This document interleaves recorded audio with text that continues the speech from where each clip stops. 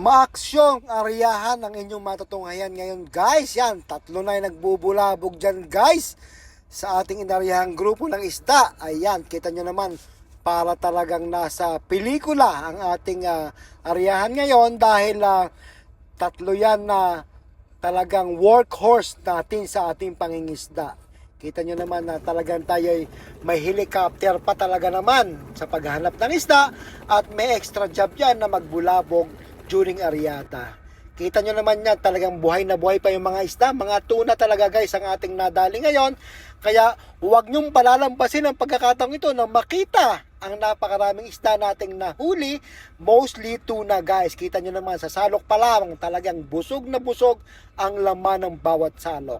Panoorin hanggang dulo guys dahil talagang very exciting at adventurer ang ating vlog ngayong araw na to. At talagang pinagkalooban tayo ng Panginoon ng bagong grasya guys ha. At kita nyo naman na kahit papaano, ayan ang ating hinuhuli dito sa International Commercial Fishing. Good afternoon guys! Ngayon po ay pumapwesto na naman tayo sa isang grupo ng kawan dito ngayon. Nandito na si Maestro, talagang nakaprepare na ang lahat at tayo ay nakatakdang umarya. Na lumilipad ngayon si Hornets nandun sa taas na yun. Ayun. Ayan, lumilipad siya. Ating arehang kawan nandito sa kaliwa natin. Ayan, may pisik-pisik na yan.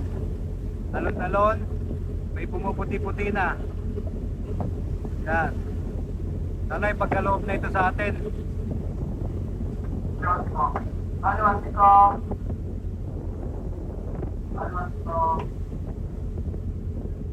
Yan, lutang na. Lapit na ito bumitaw guys. Sana ipagkaloob naman.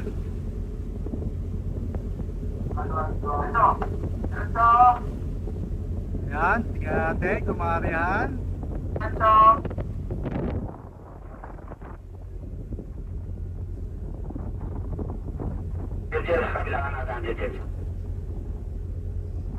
Lapit na.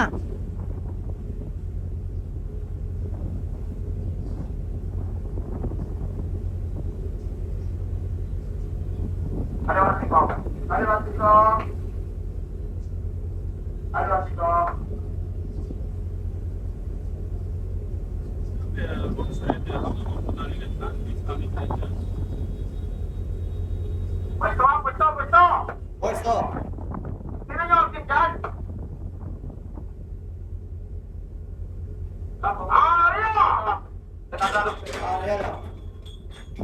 Umarya na guys. Nalaglag na ang ating mainscape. Nandiyan natin dalawang pambulabog, ang ating speedboat at saka ang ating fast craft. Ang isda nandito na.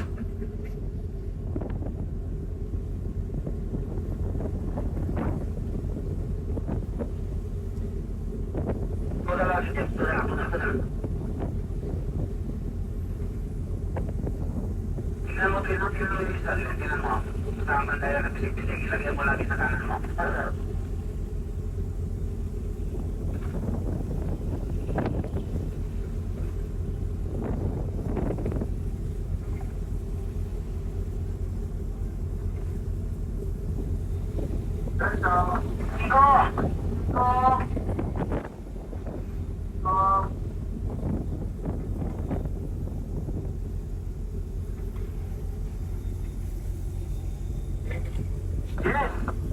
Steady lang kayo dyan, steady. Ay, matingin-tingin mo namin sa skip lang dito.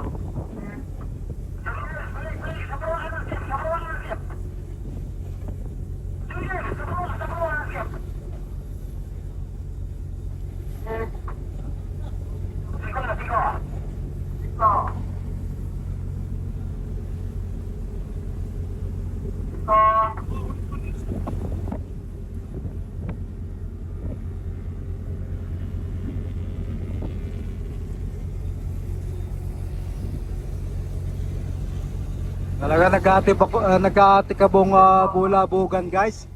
May chopper, may skip, may speedboat. Talagang ma-action ng umaga.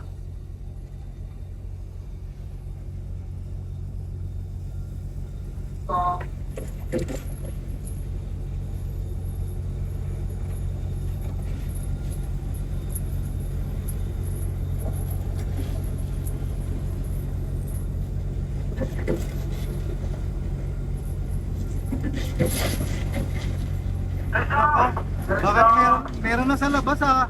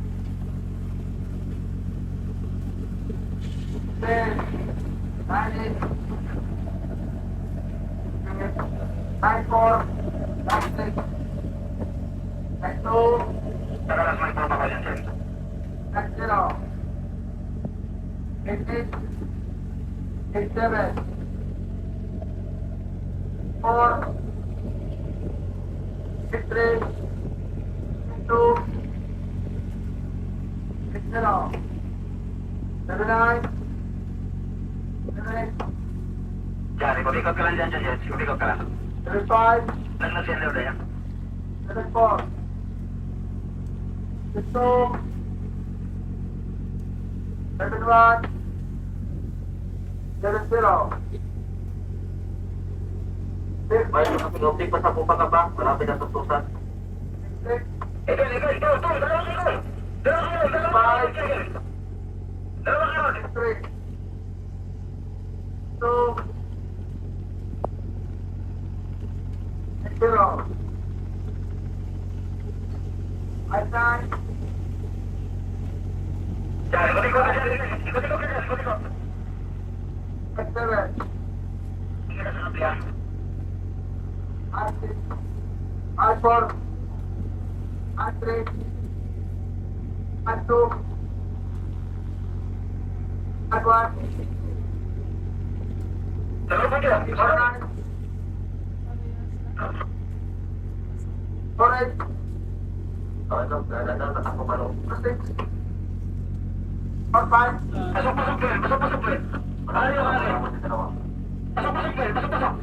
Four. Andre. Anto. Arwan. Pero.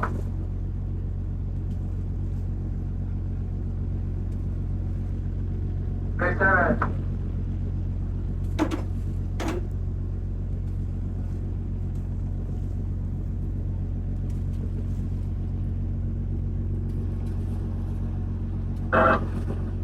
Five.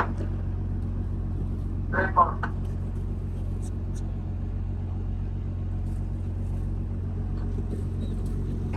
Sarado mo kanan. Atras, sarado.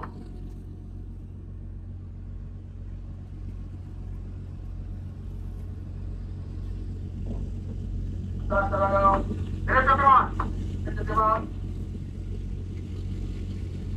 Para.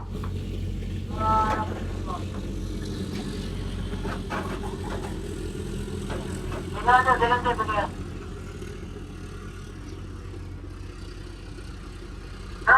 Dalam po ba?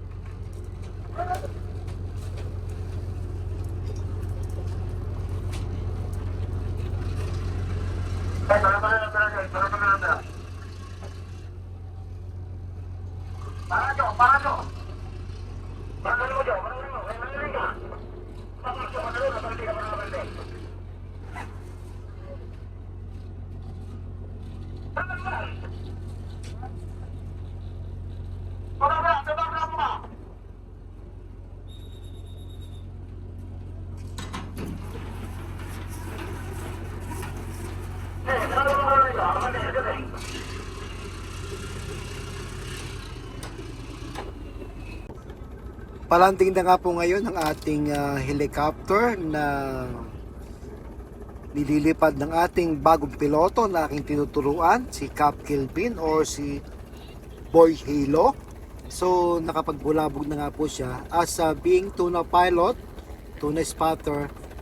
Yan po ang extra job namin, pero pilot discretion yan guys. Kung okay at kayang magbulabog, nagbubulabog po kami. Pero pagka pangit ang panahon at nagkataong marina ganyan, ay lumalanding na po agad kami. At nang sa ganon ay safe po ang ating helicopter, safe po ang ating piloto at mga sakay nito. So ganyan po ang trabaho namin dito sa Pacific Ocean. Malalaking tuna. Ayan, nasa loob na ng lambat natin guys. Daming dilis. Kaya ganyan, kain sila. Nagpa-brown eh.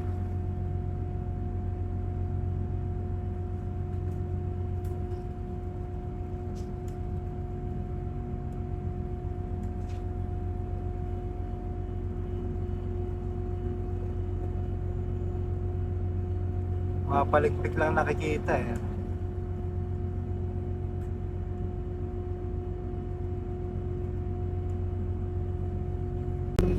Nakita nyo kanina lang guys, meron naman tayong pruweba na may huli tayo sa loob. Ang tanong, ganong kadami? Ayan guys. So sana yung nakikita namin sa loob ng sonar, sana totoo yon. Kasi sa area guys na ito, ang daming dilis.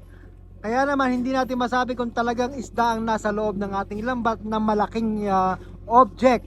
Pero ang masasabi ko lang, meron nakikita sa loob at may nagpakita na yung pinakita ko kaninang video na nasa loob yung isda. So stay tuned mga kasimahang isda. Talaga namang ito yung matinding labanan kanina. Kita nyo naman na nagbubulabog tatlo. Isang speedboat, isang fastcraft at isang helicopter guys.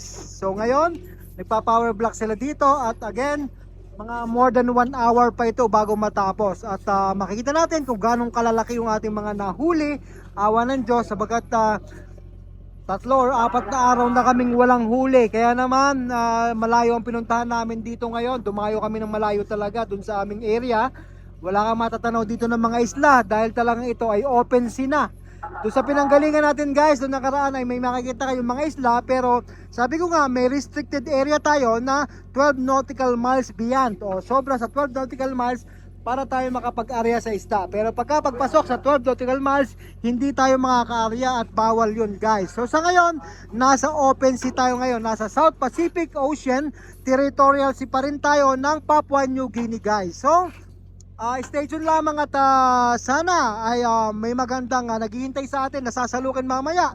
Dahil sa aryada natin kanina guys, na tinulungan talaga tayo ni Hornets kanina, nagbulabog si Boy Butas, ay si Boy Hilo, ay may napapasok naman silang grupo ng isda at nakita nyo ngayon kanina. Ang sinasabi ko nga lang dyan guys ay walang kasiguruhan kasi sa dami ng dilis, ang laki ng indications. Sana naman yung indications na yun ay may halong isda din na yellowfin tsaka tuna tsaka gulyasan. Kasi lagi talaga makikita mo dito sa sonar natin pagka maraming dilis, ay madaming naiiwang dilis sa loob ng lambat, ayun ang ating nakikita sa ating sonar. Kaya minsan nag-expect tayo ng malaki pero konti lang. So sabi niya, huwag mag-expect para hindi masakit ang dating guys. So sa atin lang, lagi tayong positive lagi. Think positive para lang malapit na, bukas katapusan na. Kailangan natin maka-bracket guys kasi dito sa company namin may tinatawag tayong bracket system. Kailangan makahuli ka ng bracket o yung dapat mahuli mo in a month time para may kita. Ayan guys. May mga pumipitik-pitik ditong maliliit na gulyasan, yung palikpik lang ang nakikita guys, palikpik lamang kaya parang ang liit. Pero makikita nyo mamaya guys, malalaking isda ito. Stay tuned at hintayin natin ang kaganapan. Maraming salamat! Sa nakikita nyo ngayon sa loob ng ating lampat, may mga umaalon-alon. Ayan. Ibang itsura ng alon-alon ng isda guys sa alon-alon mismo ng dagat. So kung makikita nyo yan, may bumibilog-bilog dyan. Yan po ay isda na sa ilalim. So yung padyak nila, kung kaya nga't yan ay nagkakaroon ng ganyang hitsura sa loob ng ating lambat. Ayan. Nandyan na lang ating diver. Sinisilip yan kung marami ang isda at kung anong isda ang nasa loob. Kung ito ba ay galyasan or tuna, yellowfin. So yan po ang trabaho ng diver natin. Ang estimate ng isda sa loob ng ating lambat. Para na sa ganon, kung sakaling madami yan, yan tinuhog na o-ring na yan ay dadagdagan. Kung nakikita nyo yung o-ring na yan, stainless na yan, nakasabit na yan, yan ay dadagdagan para mas lumaki ang laman ng ating bag portion. Kaya sa pagtuhog minsan, hindi accurate kasi minsan ang sonar konti lang magbigay pero yung pala may mas malalim pa na isda na hindi na detect during sa pag-examine ng loob ng lambat.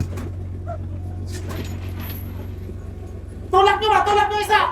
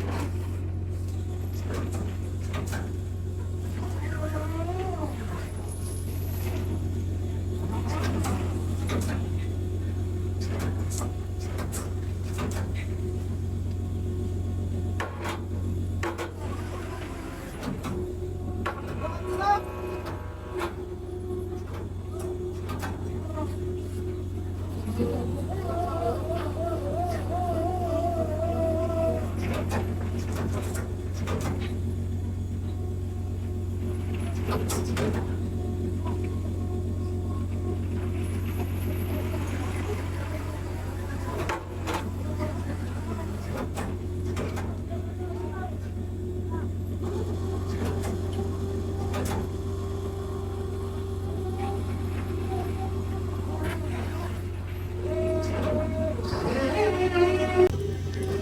tuna guys ang huli natin ngayon. Nakabawi-bawi tayo. Wow, ang lakas ng bagsak.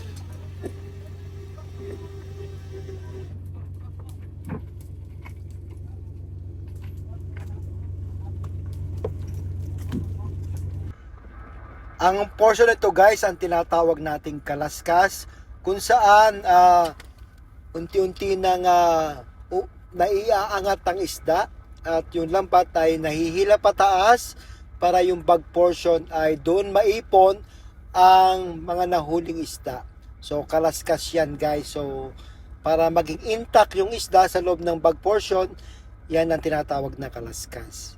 So pagka ganyan, makikita nyo may mga tumitinga dyan na sumasabit sa lambat.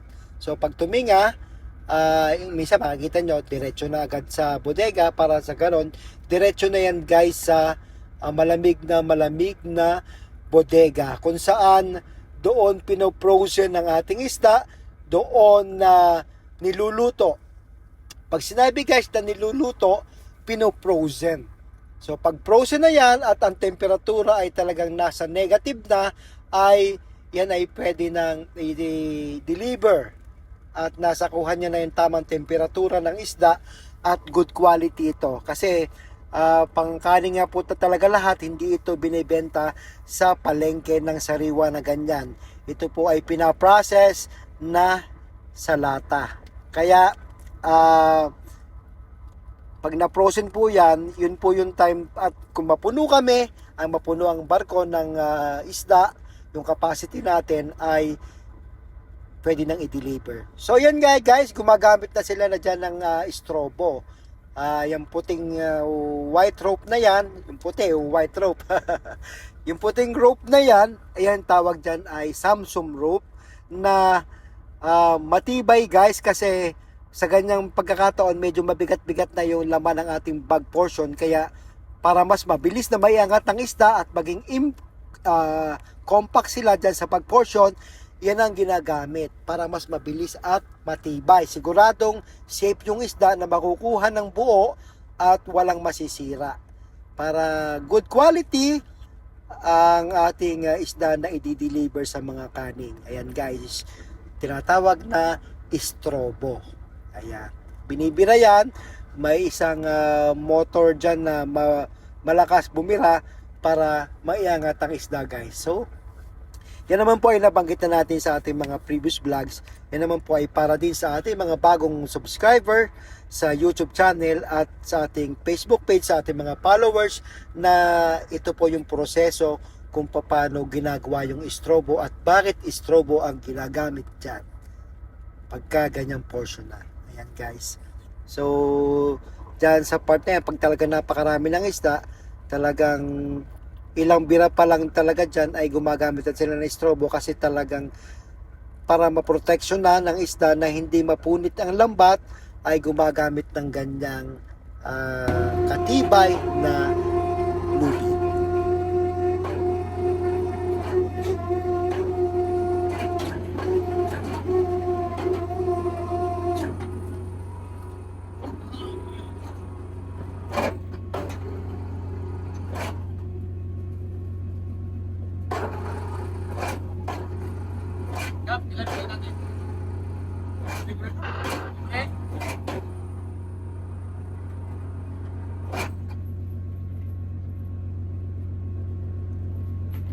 The moment that we're waiting for, salok time. The best, best part of the show, salok time. Ayan na guys. Nasalok na yung ating nahuling isda. Finally, madaming tuna.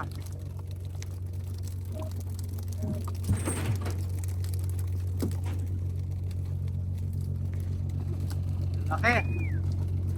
20 up, 20 kilos up, malalaking tuna.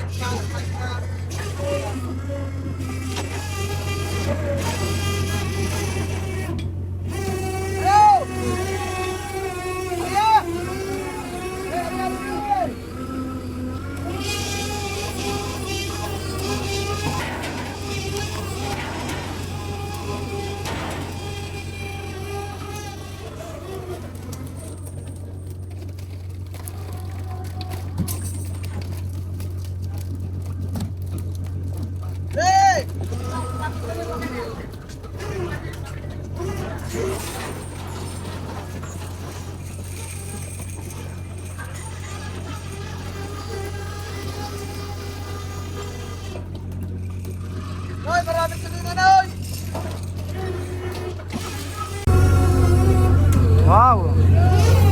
Halos puno tayo guys. Halos puno yan. Halo ng skipjack, yellowfin tuna pa rin talaga.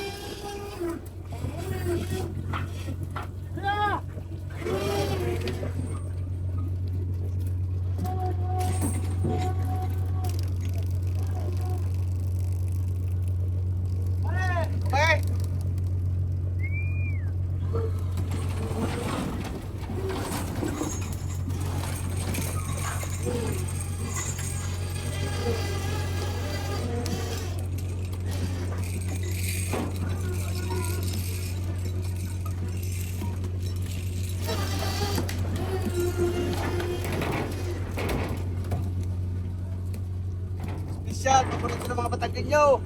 Tulingan!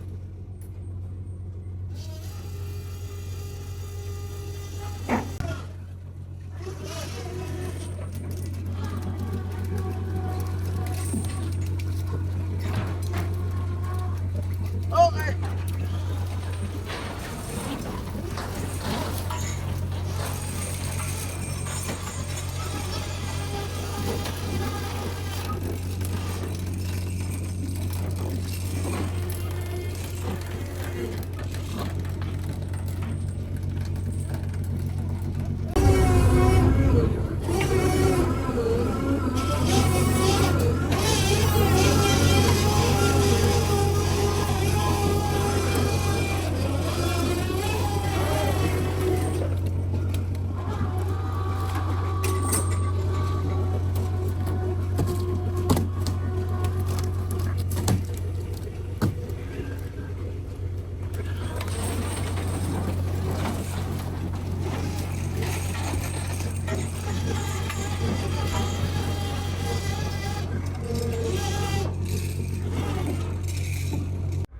Again guys, sinusukatan yan para makuha ang tamang timbang, classification ng isda, para malaman kung saan din inilalagay yung mga nahuling isda, kung saan bodega.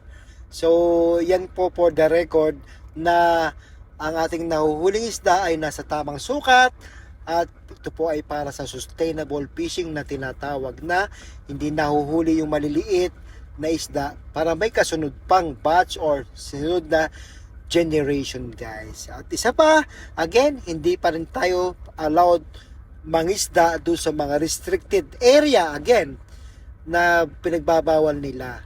Kaya talagang mapapansin nyo dito, talagang maraming isda dito sa lugar na aming pinangingisdaan dahil sa napapangalagaan yung mga sanctuary or tirahan or itlugan ng mga isda.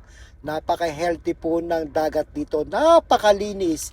Dahil dito po, hindi hinuhuli ng mga mangingisda dito ang mga dilis na siyang pagkain ng mga tuna. Unlike po sa Pilipinas, for example, ultimo dilis, mga dulong, mga alamang na pagkain ng isda ay hinuhuli at kinakain ng mga tao diyan sa Pilipinas. Dito po, hindi nila yan kinakain at hindi nila hinuhuli. Wala po ditong maliliit na mga isda, wala po ditong bangkang demotor na nakakaabot dito sa area dahil napakalayo po nito. Dahil sa lahat po ng ino-authorize dito na makapangisda ay mga barko lamang. Ay, inuulit ko po dahil sa mga nagko-comment, kawawa daw po yung maliliit na mga isda. Again, wala po ditong nakakarating na maliliit na bangkang demotor para mangisda. Hindi sila authorized or hindi sila binibigyan ng permiso or ng permit or lisensya na mamalakaya dito. Tanging mga international commercial boats lamang po o barko ang nakakarating dito. Ayan po, binibigyan ko po ng emphasis dahil sa dami po na nagko-comment na kami daw po ang umuubos ng isda. Hindi po. Kasi, bakit? Hindi namin inaabuso yung tirahan mismo ng isda na ginagawa ng maliliit na mga isda na sumisira ng mga corals or mga tirahan ng maliliit na isda. Dito po, hindi pwedeng pasukin ng barko. Dahil sa laki po ng lambat, sa lawak ng lambat nito, ay sasayad po ito sa mga bahura or mga mabababaw na lugar. Kaya ito po ay tinatawag na deep sea fishing. Deep sea fishing or pangmalaliman lamang po. Kaya naman, napapangalagaan ang karagatan dito. Yun po ang paliwanag dyan. Kung nakikita nyo naman po, marami kami nahuhuli. Yun po ay mga dumadayong isda dito na galing pa kung saan saang lugar. Kaya dahil napaka-healthy po ng dagat dito, dito po sila pumupunta. At bakit nandito ang maraming kumpanya ng malalaking fishing?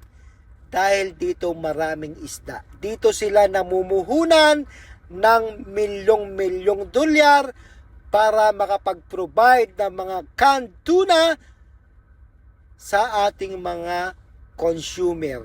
Ayan guys, pinuulit ko lang ulit yan. Nang sa ganon, yung mga bashers natin na hindi nakakaunawa, hindi nila alam kung ano ang totoong nangyayari at ang totoong puhunan at ang kalakaran sa international commercial fishing. Ayan guys. Sana mamulat po tayo na tayo ay maunawaan natin to. Ito po ay isang purpose ko kung bakit nagbablog po ako ng ganito. Nang sa ganon ay maunawaan ninyo kung saan nanggagaling ang ating mga kinakaing tuna. Ayan guys. Ito po kami po ay nagdi-deliver worldwide. Pero mostly ang aming isda ay dinadala sa Jensan, Taiwan, China, Korea, Japan, Europe, and worldwide delivery kami guys. Yun lang po. Hindi ko alam yung ibang mga delivery namin. Pero yun po ang example ng aming bansa na pinupuntahan ng ating mga nahuhuling isda. Sana po ay minatutunan kayo at nag-enjoy kayo sa panonood at naging na-inspire ko kayo sa aking mga ginagawang vlogs. Nang sa ganon naman po ay nagkaroon ng saysay ang aking vlogs ngayon guys. Talagang dito sa international commercial fishing, maraming bawal dito. Kami po ay may kasamang fisheries observer na siya nagbabantay sa aming fishing activities 24/7. Kaya kung ano man po ang nasa isip nyo na bawal, ay talagang bawal guys. Talaga naman. Yan po. At salamat po sa inyong pagsubaybay mga kasimahang isda. Doon po tayo sa mga legit vloggers. Sabi nga, original is always the best. Kaya tangkilikin po natin yung mga talagang vloggers, digital creators, content creators na nagpapakahirap na makapag-provide sa inyo ng content na talagang kapupulutan nyo ng aral at kagigiliwan ninyo at mag-i-inspire sa inyo guys. At sana naman po ay na-enjoy nyo ang ating vlogs ngayong gabi. Yan, inabot na nga po kami ng gabi dahil hapon kami umarya kanina. Ganyan po, inabot po talaga kami ng ganyang oras dahil sa tagal, lalo na kung maraming sinasalok or kung nagtinga-tinga ang isda, nadidelay po kami sa pagsasalok. Kaya naman, minsan, pag masamang panahon tulad kanina, yun po ang nakakapagpa-delay sa atin sa bago matapos yung ating aryada sa isang araw. Kami po ay nakakarya dito ng at least 2 to 3 times a day, may huli o wala guys. Pero sabi ko nga, pagkakalooban ka ni Lord, ang grasya ay sadyang lumalapit na sa atin. Kaya naman, tayo ay hindi nakakalimot magpasalamat sa ating Panginoon at sana ganun din po sa inyo. Keep safe everyone! Original is always the best. Ito po ang inyong kasimahang isda at malalaman natin mamaya kung magkano or gaano karami or ilang tonelada ito at the end of the video. Konting oras na lang po. Tapusin nyo na po guys. Eto na guys yung pinakahuling salok natin. For the tally, nasa 40 tons na tayo mahigit and we will post dito yung official tally ng ating nahuli sa last part na. So, thank you guys all for watching. Keep safe everyone. Again, ito po yung kasimahang isda. Original is always the best. Maraming salamat po sa pagtangkilik. Sana po patuloy kayong manood sa aking mga vlogs sa mga darating na araw. Thank you po!